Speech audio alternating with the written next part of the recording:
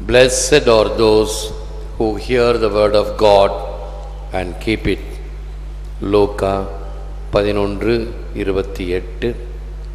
இறை வார்த்தையை கேட்டு அதை கடைபிடிப்போர் இன்னும் அதிகம் பேறு பெற்றோர். இது கிறிஸ்து வழங்கும் வாழ்வு தரும் நற்செய்தி. கிறிஸ்துவே உமக்கு புகழ்.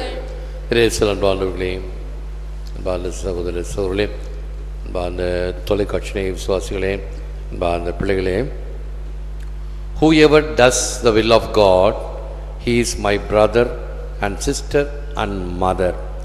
மார்க் 3:35.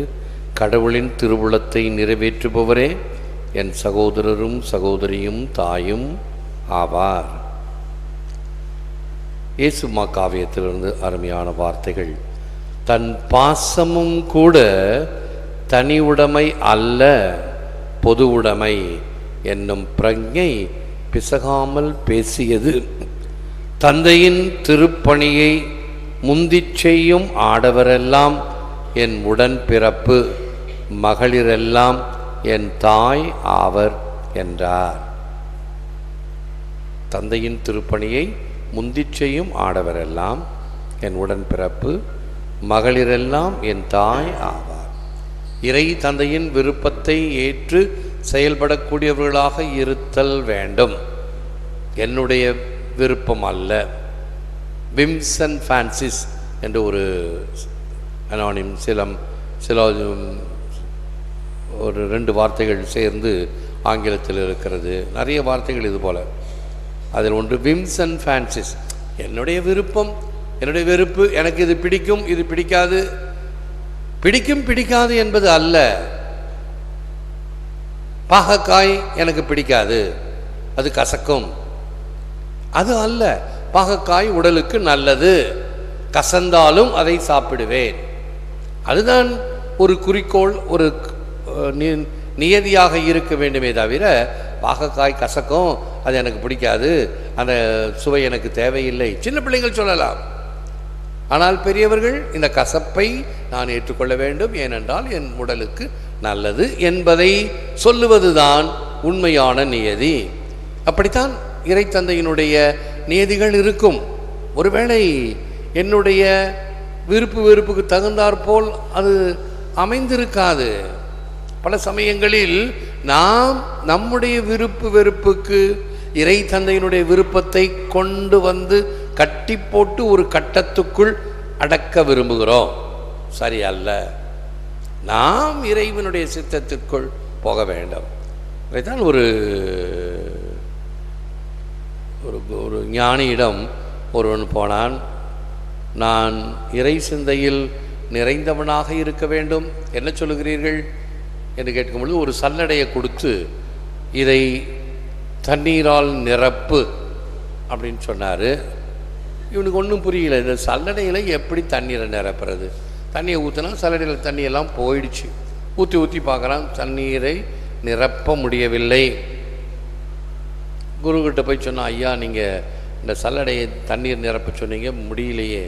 அப்பொழுது குரு, என்ன சார், அந்த சல்லடையை தூக்கி பக்கத்தில் இருக்கக்கூடிய ஓடிக்கொண்டிருக்கிற ஆற்றில் தூக்கி வீசினார். சல்லடை அப்படியே போய் ஆற்றுல போய் மூழ்கி விட்டது. இப்பொழுது அந்த சல்லடை எங்கே இருக்கிறது? ஆற்றில் மூழ்கிவிட்டது.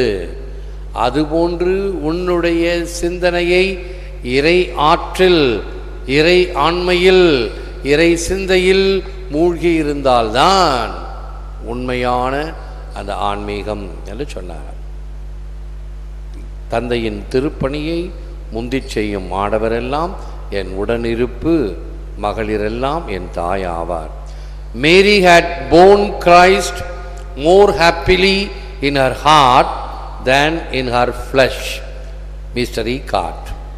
கிறிஸ்துவை உடலில் ஏற்றுக்கொண்டதை விட உள்ளத்தில் ஏற்றுக்கொண்டதற்காக அதிகம் மகிழ்ந்தவர் மரியாள். நிறைய புனிதர்கள் இப்படிப்பட்ட கருத்து தெளிவுகளை கொடுத்திருக்கிறார்கள்.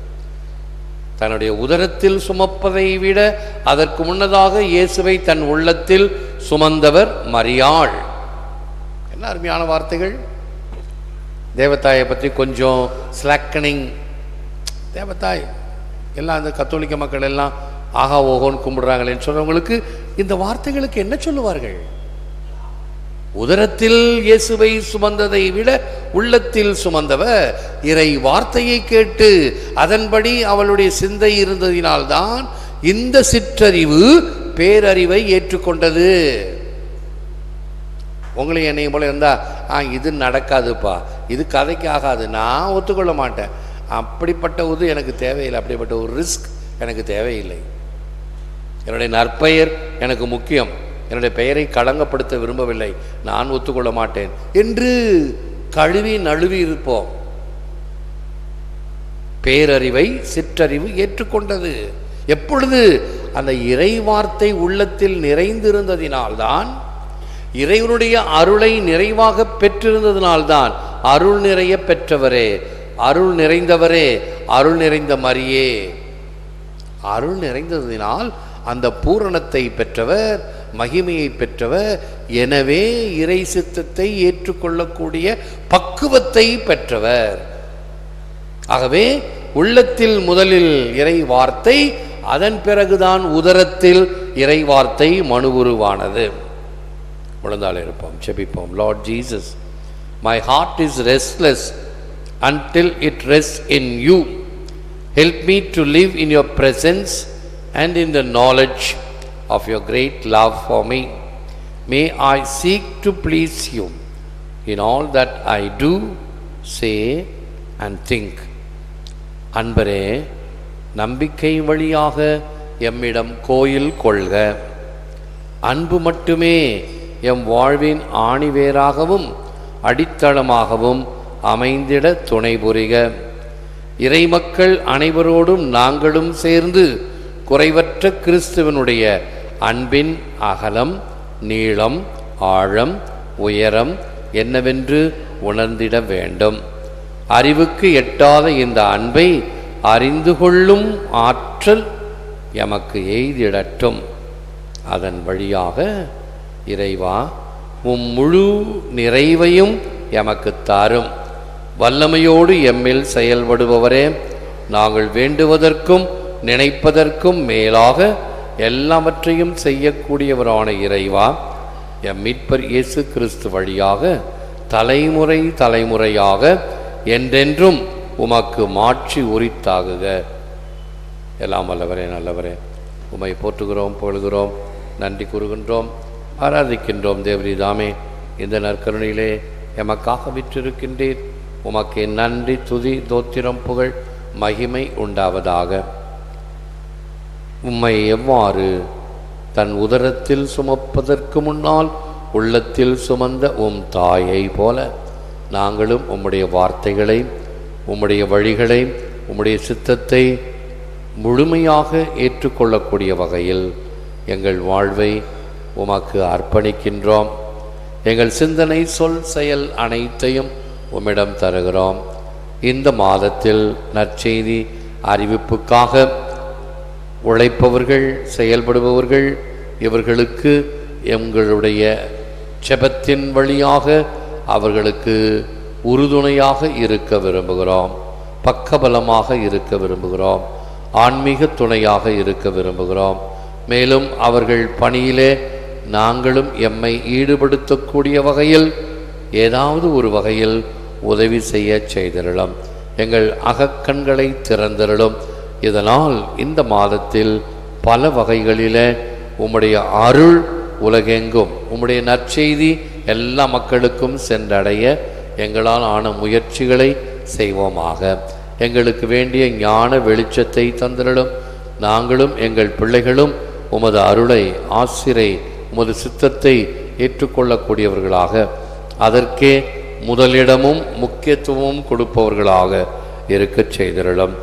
உள்நாடு, வெளிநாடு, அருகில், வெகு தொலைவில் என்று இந்த நிகழ்ச்சிகளை விசுவாசத்துடனும் நம்பிக்கையுடனும் பார்த்து ஜெபித்து கொண்டிருக்கக்கூடிய எண்ணில்லாத மக்கள், எண்ணில்லாத குடும்பங்கள், பல்வேறு சூழ்நிலைகளிலே பலதரப்பட்ட மக்கள் தங்களுக்காகவும் பிறருக்காகவும் ஜெபித்து கொண்டிருக்கிற இந்த ஜெபங்களை கேளும்.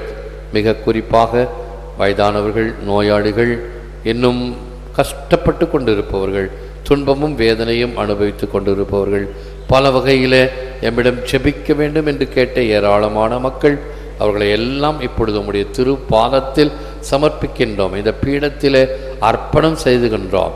வல்லமையான உம்முடைய பிரசன்னம் எங்கெல்லாம் அவருடைய வீடுகளில் ஒளிர்ந்து கொண்டு இருக்கிறதோ அங்கே உம்முடைய தெய்வீக பிரசன்னம் தீமை தீங்கு அனைத்தையும் புறமுதுகிட்டு ஓடச் செய்வதாக, உம்முடைய அருள் நிறைந்திருப்பதாக. அதனால் அவர்கள் குணம் பெறுவார்களாக, நலம் பெறுவார்களாக, நம்பிக்கை பெறுவார்களாக. அவர்கள் இருக்கக்கூடிய இடத்திலே இந்த தீமை தீங்கு அணுகாத வண்ணம் ஆதரித்திரளும் பாதுகாத்திரளும். இந்த மன்றாட்டுக்களை உம்முடைய திருப்பாதத்தில் சமர்ப்பிக்கின்றோம். ஏற்று வர மருளும் இறைவா, காக்கும் கரங்களினால். ஆமென்.